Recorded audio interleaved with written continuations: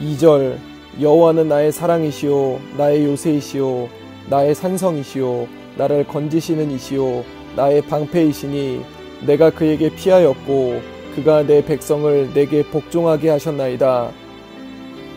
15절 이러한 백성은 복이 있나니 여호와를 자기 하나님으로 삼는 백성은 복이 있도다. 시편 144편은 다윗이 언제 어떤 배경으로 이 시를 지었는지 정확하게 알 수는 없습니다. 그렇지만 왕이 백성을 축복하는 그런 내용을 담고 있는 것으로 보아서 사무엘하 10장에 암몬과 아람 연합군과의 전쟁을 배경으로 하고 있는 그런 말씀이라고 볼 수가 있습니다. 그 배경은 이렇습니다. 암몬의 왕 나하스가 어느 날 죽게 됩니다. 그리고 그 아들 한운이 왕위에 오르죠. 다윗은 이 소식을 듣고 조문단을 보냅니다. 조문을 보낸 이유는 암몬 왕 나하스와 다윗은 아주 친밀한 관계였습니다. 왜 친밀한 관계였냐면 암몬 왕 나하스가 다윗에게 참 많은 은혜를 베풀어 주었습니다. 그러다 보니 나하스와 다윗은 서로 친한 관계였습니다. 그렇게 친했던 암몬 왕 나하스가 죽게 되자 다윗은 당연히 조문단을 보냈던 것이죠. 그런데 아버지의 뒤를 이어서 왕이 된 아하스의 아들 한운이 신하들에게 잘못된 조언을 듣게 됩니다. 신하들이 한운에게, 새로운 왕이 된 한운에게 잘못된 조언을 한다는 것이죠. 이렇게 말합니다. 다윗이 조문단을 보낸 것은 아버지 나하스를 공경하고 친했기 때문이 아니라 이 성을 엿보고 자세히 살펴서 이 성을 먹기 위함이다. 함락하기 위함이다. 빼앗기 위함이다. 이렇게 말을 하는 겁니다. 한우는 그 조언을 그대로 받아들입니다. 그게 진짜인지 가짜인지 분별하지 않은 채 그걸 그대로 받아들이죠. 그래서 조문단에게 어떻게 우리냐면 그 조문단, 다윗의 조문단에게 모욕을 줍니다. 조문단의 수염을 절반 정도 깎아버리죠. 그러면서 수치를 주고요. 그리고 조문단이 입고 있는 옷에 엉덩이가 비춰질 정도로 그 옷을 잘라내버립니다. 극도의 수치심과 모멸감을 주는 것이죠. 다윗이 이렇게 한운 왕, 암몬 왕 한운이 이렇게 했다는 소식을 듣고 다윗이 분노합니다. 그리고 조문단에게 명합니다. 암몬에서 가장 가까운 여리고라는 그 지역에서 깎인 수염이 다 자랄 때까지 그곳에서 지내라고. 그렇게 다윗이 하게 된 이유는 이 조문단의 수치와 부끄러움을 가려주기 위함이었습니다. 다윗이 분노했다는 것을 알아차리고 두려움을 느낀 암몬 왕 한운은 아람 사람과 소바 사람 2만 명에 그리고 마아가 사람 1000명에 돕 사람 12,000명 등 33,000명의 용병을 고용합니다. 그리고 전쟁을 하려고 하는 거죠. 그리고 다윗과 이 암몬과 그리고 암몬에게 이렇게 고용된 용병들, 이 연합군과의 전쟁이 치러집니다. 그리고 두 번의 전쟁을 통해서 결국은 다윗이 이기게 됩니다. 그것을 배경으로 삼고 있어요. 다윗은 이와 같은 큰 전쟁을 목전에 딱 두고 이렇게 고백합니다. 1절에 나의 반석이신 여호와를 찬송하리로다. 그가 내 손을 가르쳐 싸우게 하시며 손가락을 가르쳐 전쟁하게 하시는도다. 다윗이 전쟁을 하는 이유가요, 단지 그런 조롱을 받고 모욕을 받았다 하는 그 이유로 인해서 복수를 하겠다 하는 것이 아니라, 또 어떤 영토 확장을 이루기 위한 것이 아니라 하나님께서 자기의 손과 손가락을 가르쳐 싸우게 한다는 것으로 1절에서 표현하는 것을 볼 때에 그 전쟁을 하나님의 이름을 걸고 전쟁하는 것으로 보았던 것입니다. 왜냐하면 다윗에게 있어서 하나님은 오늘 시편 144편의 말씀 2절에 보면 하나님이 7가지 하나님으로 표현되고 있기 때문입니다. 2절을 우리 같이 한번 읽어볼까요? 시작. 여호와는 나의 사랑이시요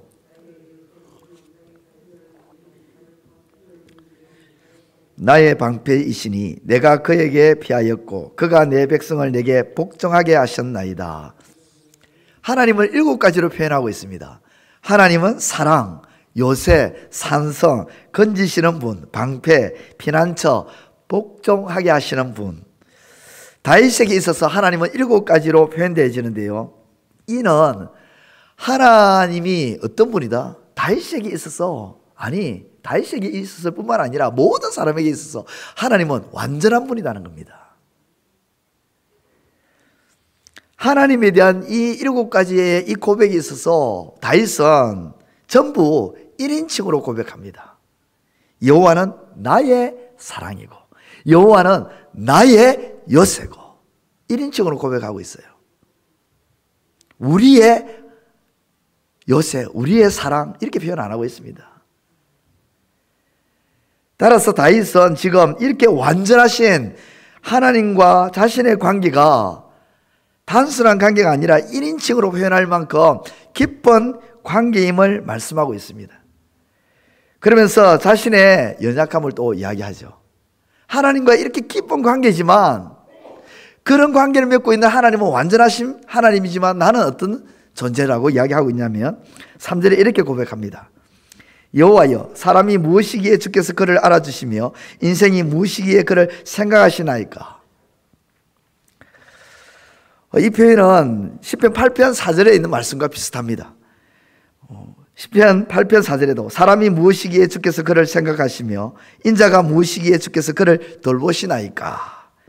완전하신 하나님과 부족하고 연약하고 불완전한 자신의 관계가 깊은 관계로 이루어질 수 있는 것은 자신이 잘났거나 자신이 뛰어난 그런 것 때문이 아니라 혹은 하나님과 견줄 만한 어떤 위치나 그런 상태가 있기 때문이 아니라 하나님이 부족함을 알아주시고 연약함을 생각하시고도 자신과의 깊은 관계를 맺어주심에 대해서 하나님께 영광을 돌리며 하나님을 높이고 있는 것입니다. 그러한 자신은 불완전하기에 이 전쟁에 대해서 어떻게 느꼈을까요? 나는 이 전쟁 내 힘으로는 할 수 없다. 그러나 완전하신 하나님, 자신과의 깊은 관계를 맺고 있는 하나님, 자신은 부족하고 연약하지만 그럼에도 불구하고 자신과 깊은 관계를 맺고 있는 하나님은 자신을 생각해주고 알아주심을 믿고 전쟁을 위해서 강구하고 있는 것입니다. 이 전쟁은 하나님께서 도와주실 것이다. 그래서 5절과 7절을 통해서 이렇게 말합니다. 여호와여, 주의 하늘을 드리우고 강림하시며 산들에 접촉하사 연기를 내게 하소서. 번개를 번쩍이사 원수를 흩으시며 주의 화살을 쏘아 그들을 무찌르소서. 위에서부터 주의 손을 펴사 나를 큰 물과 이방인의 손에서 구하여 건지소서. 하나님께서 직접 하늘에서 내려오셔서 산들을 건드려 가지고 연기를 내게 하시고 번개를 보내서 적들을 흩어달라고 화살을 쏘아 적들을 물리쳐 주심으로 이방인의 손에서 큰 물, 즉 이방인의 손에서 자신을 건져달라고 강구하고 있습니다. 암몬과 아랍 연합군의 숫자가 33,000이라고 제가 말씀을 드렸습니다. 쉽게 싸워 이길 수 있는 숫자가 결코 아닙니다. 그럼에도 불구하고 다윗이 싸움을 시작한 것은 하나님이 자신과 함께 하심을 알았기 때문이었습니다. 하나님이 자신과 함께 하는 것을 알았기 때문이에요. 그걸 어떻게 알 수 있었을까요? 그만큼 하나님과 자신과의 깊은 관계가 있었기 때문에 그 깊은 관계 속에서 하나님은 나와 함께 하신다는 이 확신이 있었던 거죠. 그래서 이 싸움은 이길 수밖에 없다고 고백합니다. 다윗은요. 9절과 10절에 하나님이여 내가 주께 새 노래로 노래하며 열줄 비파로 주를 찬양하리이다. 저는 왕들에게 구원을 베푸시는 자시요 그의 종 다윗을 그 해하려는 칼에서 구하시는 자신이이다.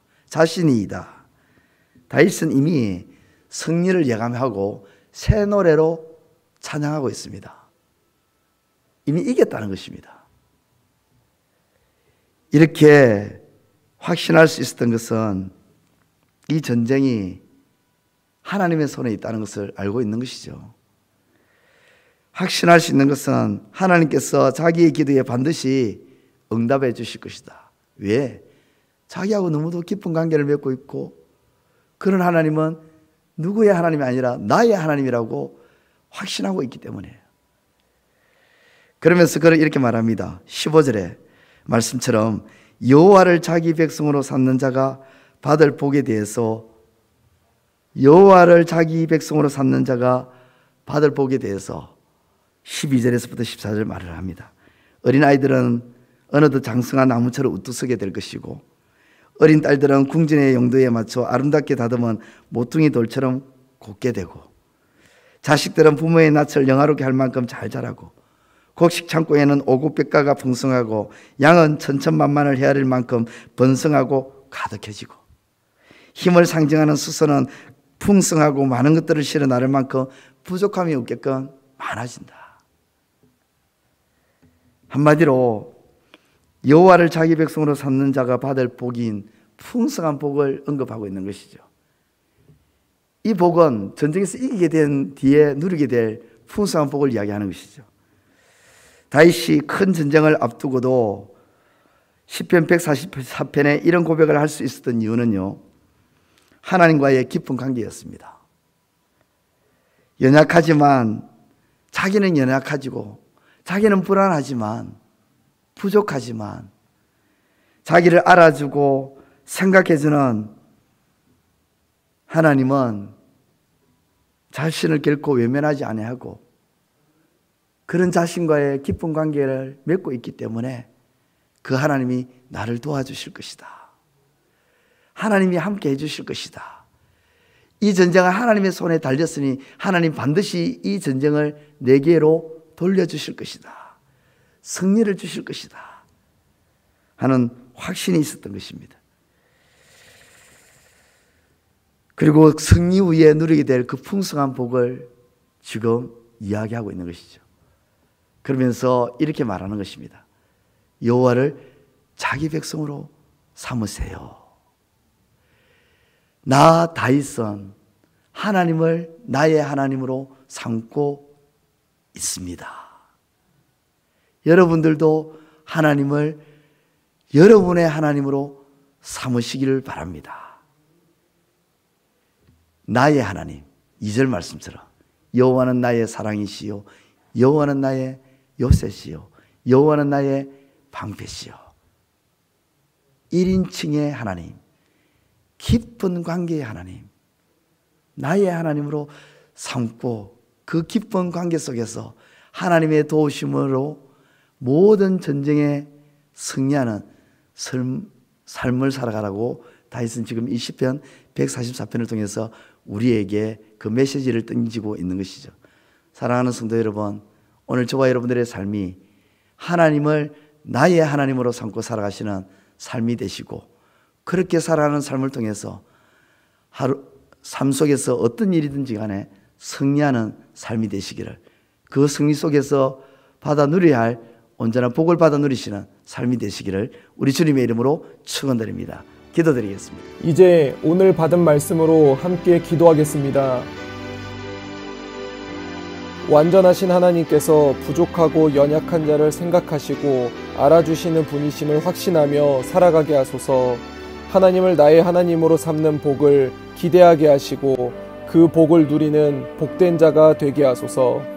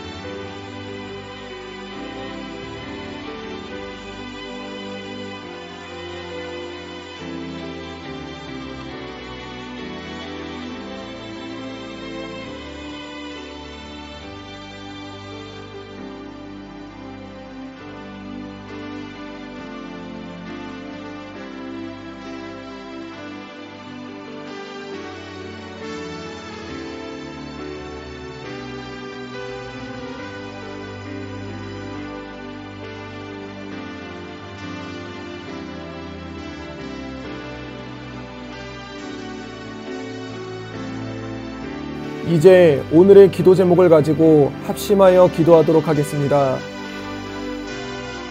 첫 번째 기도 제목입니다. 블레싱 특별 신화기도회를 위해 기도합니다. 이제 3주차입니다. 추워지는 날씨를 이겨내는 뜨거움이 우리 기도회에 있기를 간절히 소망합니다. 주님, 우리 안에 열정을 부어주시고 기도로 연합하는 시간이 되게 하여 주시옵소서. 함께 기도하겠습니다.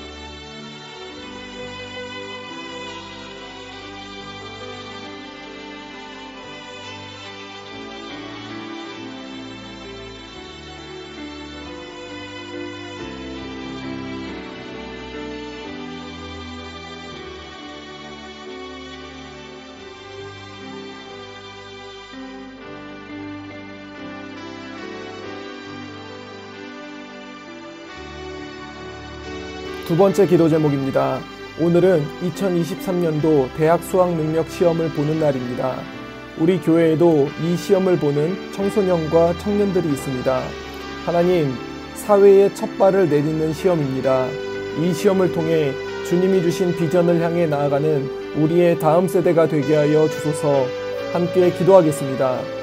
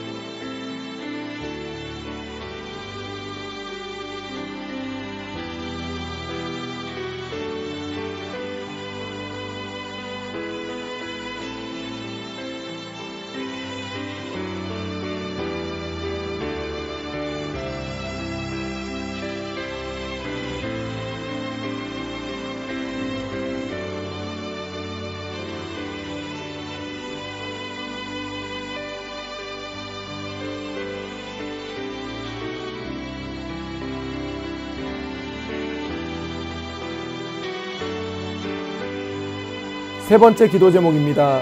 내일부터 교회 김장을 하게 됩니다. 많은 손길이 필요합니다. 주님, 일꾼들을 보내 주옵소서.